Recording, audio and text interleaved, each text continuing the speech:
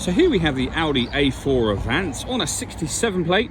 I'm going to start off by showing you around the outside of the car, and then we'll hop in and run through some controls on the inside.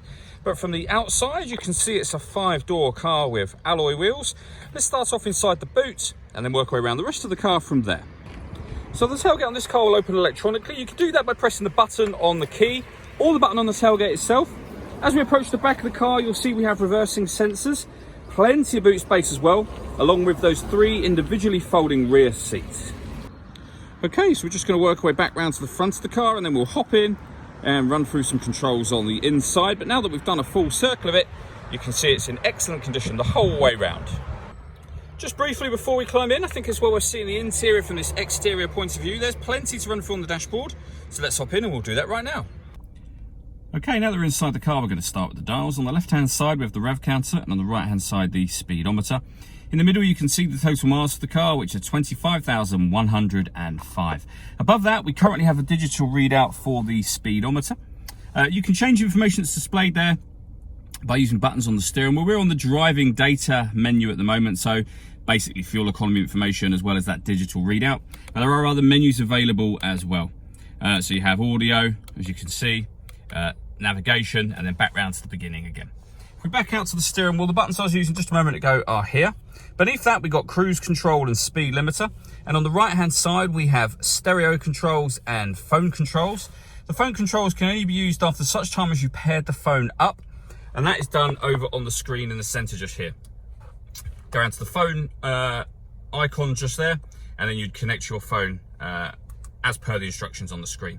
And all the movement that you make with the screen, it's all being done using this dial and these buttons just here. So you can twist this round and push it down.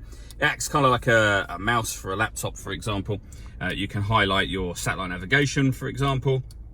You can go around to radio, push the button down. You can then see various stations that have been saved. At the top, you'll see that it shows that we have DAB radio. This car has also got AM, FM as well. If you want to go back to the main menu, you can either go by pressing the back button or just press the menu button. To listen to your own music, you go under the media heading just there.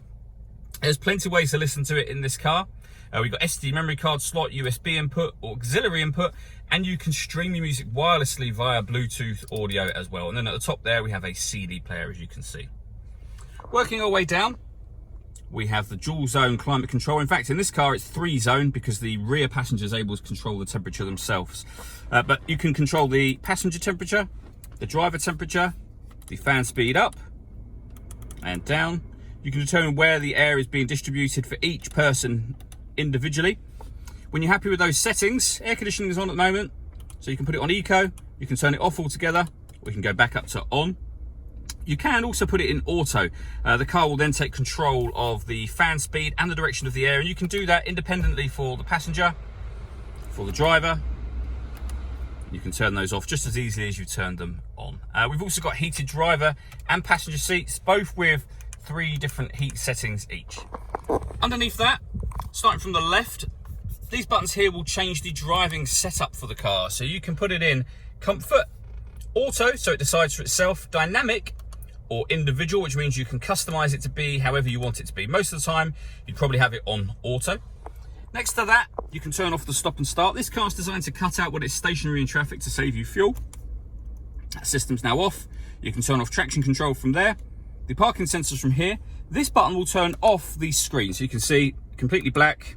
And if I press the button, it comes back on again.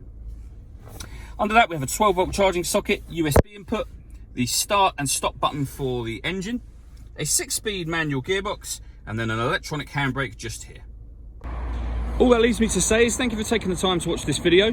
If you'd like to come and see the car in person and have a test drive, please feel free to call any of our MJA sites. We'd love to hear from you soon.